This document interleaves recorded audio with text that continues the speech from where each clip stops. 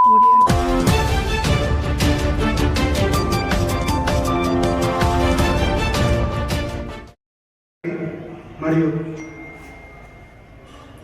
కార్యనిర్వాహక అధ్యక్షులు మన శంకరన్న గారికి, మరియు వేదిక మీద ఉన్న లక్ష్మణన్న గారికి, మరియు మా సతీష్ గారికి, మరియు ఈ వేదిక మీద ఉన్న బీసీ ఆత్మీయ బంధువులకు ప్రతి ఒక్కరికి పేరు పేరున బహుజన వందనాలు తెలియజేస్తూ, కార్యక్రమాలు జేఏసీ తరఫున ఏది వారు అక్కడి నుంచి వెళ్ళి సూచనలు ఇచ్చినా ఆదేశాలు ఇచ్చినట్టు మనం చేస్తున్నాం. మరి పెద్దపల్లి జిల్లా ఉద్యమాలకు పురిటిగడ్డగా చెప్పుకుంటున్నాం. మనం తెలంగాణ సాధన లోపల మరి ఏ ఉద్యమమైనా మన కరీంనగర్ జిల్లా నుంచి, ఉమ్మడి కరీంనగర్ జిల్లా నుంచి, మన పెద్దపల్లి జిల్లా నుంచి మరి ఉవ్వెత్తిన ఉద్యమంతో తెలంగాణ సాధన లక్ష్యంగా సబ్బండ వర్ణం సకల జనులు ప్రతి ఒక్కరూ నేను సైతం అంటూ సైనికులై తెలంగాణ సాధించుకున్నాం. మరి అంత పెద్ద జటిలమైన సమస్యను మనం సాధించుకున్నప్పుడు మరి మేమెంతో మాకంత, మరి చాలా మంది ఇప్పటి వరకు కూడా 42% అని అంటే నాకు కొద్దిగా ఆశ్చర్యం వేస్తుంది. వాస్తవంగా మన జనాభా నిష్పత్తి ఎంత, మన బీసీలు జనాభా ప్రాతిపదికన మనం ఉన్నది ఎంత, దాని ప్రకారం అడగవలసిన బాధ్యత మన నాయకులది, అధికారులది. మనకు పైన ఉన్న వాళ్ళు మరి దీని గురించి మాట్లాడవలసిన అవసరం ఉన్నది. ఈ ఐక్యవేదిక చాలా తక్కువ మంది వస్తే కొద్దిగా బాధ అనిపిస్తుంది. మరి ఇక్కడ కమ్యూనికేషన్ లోపమా, లేకుంటే మరి అక్కగారు కోఆర్డినేషన్ లోపల ఏమన్నా చిన్న చిన్న లోపాలు ఉన్నాయా? మరి పేరేసారి కూడా చాలా తక్కువ మందితో ఉండేసరికి ఏమవుతుందంటే మన వాదం బలహీనపడుతుంది. మనం బలహీనంగా బయటికి కనబడే సందర్భం ఏర్పడుతుంది. కాబట్టి ఏ కార్యక్రమం చేసినా మనం ఏ ఉద్యమానికి నాంది పలికినా బలంతో బలం పెరుగుతుంది. ఆ బలంతో మన వాదం మన గల్లీ నుంచి ఢిల్లీ దాకా వినబడడానికి ఆస్కారం ఉంటుంది. మరి ఇక ముందు నిర్వహించే కార్యక్రమాలల్లో మరి అన్ని సంఘాలు, దాదాపు 4-5 సంఘాలు ఉన్నాయి. ఈ బీసీ సంఘాలలో ఉన్న వాళ్ళు కూడా ప్రతి ఒక్కరిని కోఆర్డినేషన్ చేసుకొని మన సంఖ్య పెంచుకొని, మన బలాన్ని పెంచుకొని, మన బలగాన్ని, మన బలం చూసినప్పుడే మరి కేంద్రం మరి దిగి వచ్చే అవకాశాలు ఉన్నాయి.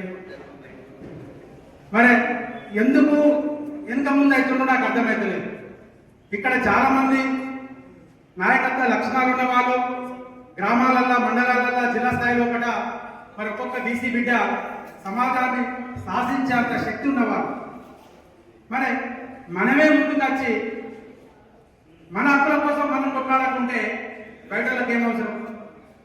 కాబట్టి దయచేసి పొలిటికల్గా వార్డ్ మెంబర్ కావచ్చు, ఎంపీటీసీ కావచ్చు, జెడ్పీటీసీ కావచ్చు, మరి మీ లోపల ఆలోచన ఆశయం ఉన్నప్పుడు ఈ సంఘాల దగ్గరకు వచ్చి మీ జెండాలను పక్కన పెట్టి ఈ బీసీ జెండాలు వేసుకొని ఎందుకు ముందుకు వస్తలేరని ప్రశ్నిస్తున్నాం.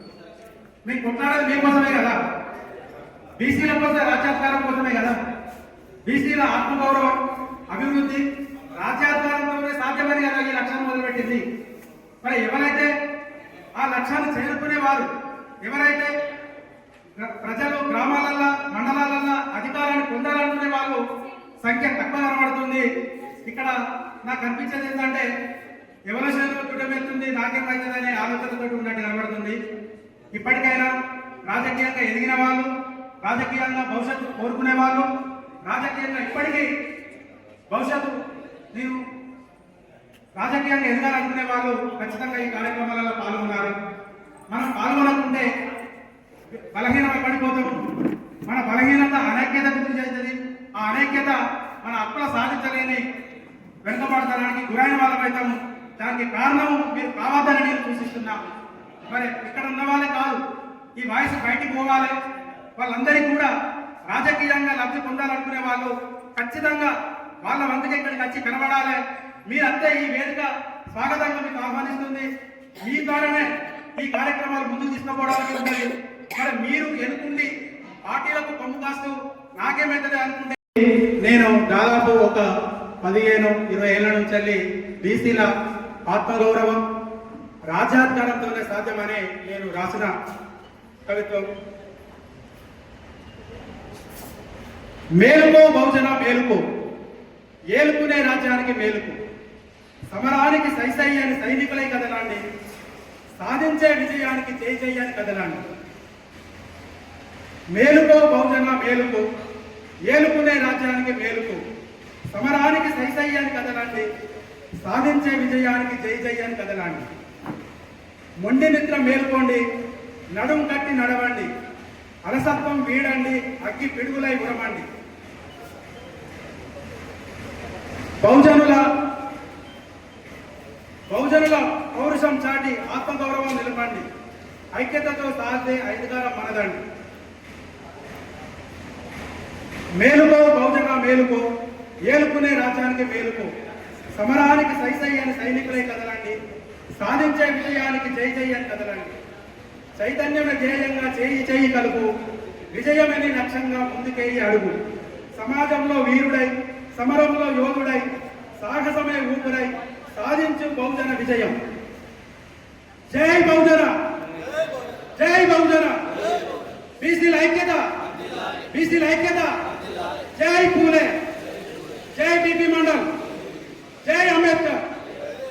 మరి నాకు ఈ అవకాశం ఇచ్చిన చైర్మన్ గారికి మరియు కార్యనిర్వాహక అధ్యక్షుల గారికి, వేదిక మీద ఉన్న పెద్దలకు, మరి నా ముందు మరి నాకు మీ అందరికీ ధన్యవాదాలు తెలియజేసుకుంటున్నాను. నాకు ఈ అవకాశం మీ అందరికీ ధన్యవాదాలు తెలుసుకుంటున్నాను.